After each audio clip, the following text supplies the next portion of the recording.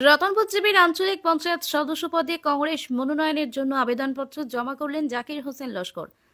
আসন্ন পঞ্চায়েত নির্বাচনে রতনপুর জিবির আঞ্চলিক পঞ্চায়েত সদস্য পদপ্রার্থী হিসাবে কংগ্রেস মনোনয়নের জন্য আবেদনপত্র জমা করলেন প্রাক্তন এপি সদস্য জাকির হোসেন লস্কর।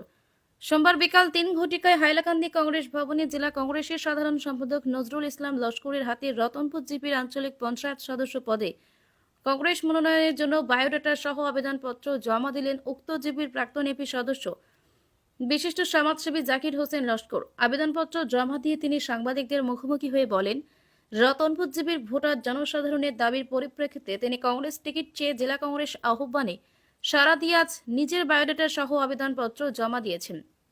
বিগত পঞ্চায়েত নির্বাচনে তিনি রতনপুর জিবির আঞ্চলিক পঞ্চায়েত সদস্য পদে কংগ্রেস টিকিটের জন্য আবেদন করলেও বঞ্চিত হয়েছিলেন। পরবর্তীতে তিনি নির্দলীয়ভাবে নির্বাচনে প্রতিদ্বন্দ্বিতা করে বিজয়ের মালা পরিয়েছেন। জনগণের অফুরন্ত ভালোবাসা এবং সমর্থন পেয়ে আঞ্চলিক পঞ্চায়েত সদস্য নির্বাচিত হয়েছিলেন। তার প্রতিদ্বন্দ্বী কংগ্রেস প্রার্থী একদম নগণ্য ভোট লাভ করেছিলেন। বিপুল ভোটের ব্যবধানে তিনি নির্দল প্রার্থী হিসেবে জয়ী হয়েছিলেন। তার বিগত কার্যকালে রতনপুর জেবিতে বিভিন্ন ধরনের উন্নয়নমূলক কাজকর্ম হয়েছে। তিনি পঞ্চায়েত তহবিলের অর্থ সঠিক বাস্তবায়ন করতে সক্ষম হয়েছেন। বর্তমানে তার ফিল্ডের অবস্থা অত্যন্ত ভালো। এলাকার জনসাধারণের কাছ থেকে তিনি যথেষ্ট সাড়া পাচ্ছেন। এবারে নির্বাচনে রতনপুর জিপির আঞ্চলিক পঞ্চায়েত পদে তার জয় নিশ্চিত বলে দাবি করেন জাকির। ইতিমধ্যে কংগ্রেস টিকিটের জন্য তিনি আবেদন করেছেন। দল থেকে টিকিট পেলে তো ভালোভাবে তিনি কিন্তু দলীয় টিকিট না পেলেও কিন্তু নির্বাচনে প্রতিদ্বন্দ্বিতা করতে প্রস্তুত রয়েছেন। কংগ্রেস দলের একজন সক্রিয় কর্মী হিসেবে দলের প্রতি আমার অগাধ বিশ্বাস এবং আস্থা রয়েছে। দল অবশ্যই বিবেচনা করবে বলে আশা প্রকাশ করেন জাকির। ভোটে নির্বাচিত হয়ে পূর্বের ন্যায় জনগণের উন্নয়নের স্বার্থে কাজ করার প্রতিশ্রুতি দেন এবং সকলের দোয়া আশীর্বাদ কামনা করেন তিনি। হাইলাকান্দি থেকে রাহাতুল আক্তার, বড় ভূঁইয়ার। কোন জিবির লাগি আপনি আবেদন করছেন? কোন রতনপুর জিপি আমি আগর ঘটনার পার্শ্ব দেখি 10 বছর। এখনো আমার আত্মবিশ্বাস আমার ভোটারের উপরে আছে, যাতে আবার আমি মোটামুটি মালিকের দোয়া 95 আসা আর আল্লাহ আমারে এপি বানাইয়া আপনারা তো দ্বিতীয় কংগ্রেসের টিকিট আমারে দেন জনমত দেখিয়া। আর যদি এটা তো 10 গ্রুপে মিলিয়াই আছে কি অবজারভার যদি তারা গিয়ে সিঙ্গুল মানে 2 জায়গা খুলিয়া আইব।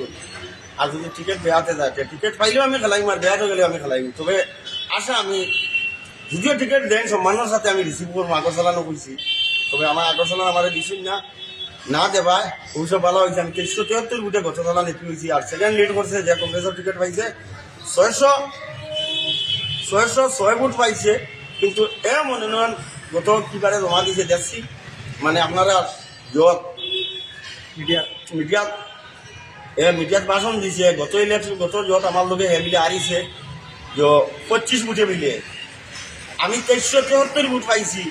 আল্লাহ দেবা মালিকে দে পাইছিল, দুটির বুটারে দিছিল। আর হে পাইছে 606 বুট। আর বদন্তিপুরে রাহিম ভাইয়ে সেকেন্ড লিড করছে 909 বুটে।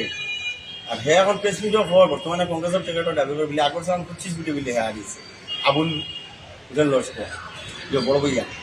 যাই হোক তার মাঝ বাদি আমার নাম নাই 25 বার বাদে ওখানে আমার নাম ভাঙিয়ে না কইলেও হয় না বিলে আগুন আর ভাঙিয়েছি।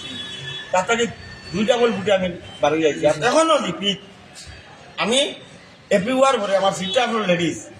এরপরে আমি ভোটারের দ্বার ছাড়ছি, আমার কোনো বদনাম নাই। আমি মসজিদও ও মন্দিরও একটা 10 টিকি নোট কোনো ভোটারের কাছ থেকে আমি ঘুষ লইছি না। আমি এভরিওয়ার বাদে 7.5 লাখ টাকা জমি দেখছি বেশি। আমি ভোটারকে সাহায্য করছি মসজিদ মাদ্রাসা 44টা রাস্তা করছি এন জায়গা।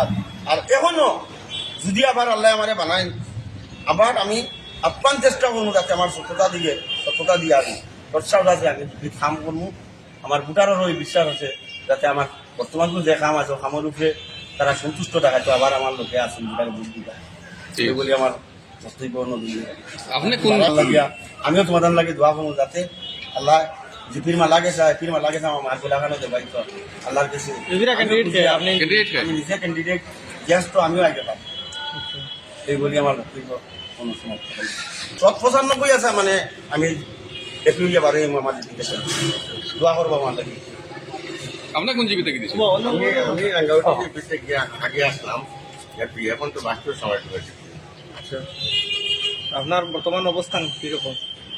আশা তো পাবলিকে দিতা ভোট নিজের চেষ্টা পাবলিকের ভোট দিতা তো আপনার নাম কি দা আপনার নাম কি দা তাতাও নিয়ে দিতা আগে আপনি প্রতিনিধি আসলাম বিজেপি আমি আসলাম বলতে আমার ওয়াইফ আসলাম গাঁওটি জিপি এখন বর্তমানে আবারও নাই সরকারে আবারও লেডিস করছে আবারও ওয়াইফ ক্যান্ডিডেটের নাম কি দা রাজ্যা ফেরদৌসি তো আপনার নির্বাচনী প্রচার কেমন চলে চলে অবশ্যই ইনশাআল্লাহ ভালো আছে আপনি টিকিট কংগ্রেসের টিকিট পাইবা আপনি কতটুকু আশাবাদী প্রাইমুটিটা আমি গত ইয়ার তো কংগ্রেস থেকে আসলাম আর যে কংগ্রেস তো থাকা অবস্থায় যে আবার ইলেকশন হয় আবার যে ফাইনাল তো দুঃখজনক কথা এর লাগে আশা 100% আমি পেতাম টিকিট না পাইলে খেলাইবেন যাই করবো আর যে টিকিট পাইয়াও খেলতাম পরে চিন্তা করবো দেখি তারা তো আটটা দিচ্ছে টিকিট দিব ঠিক আছে আমার ভাই জানা কইছে আমার ভাইয়ে খুব সুন্দর বক্তব্য দিচ্ছে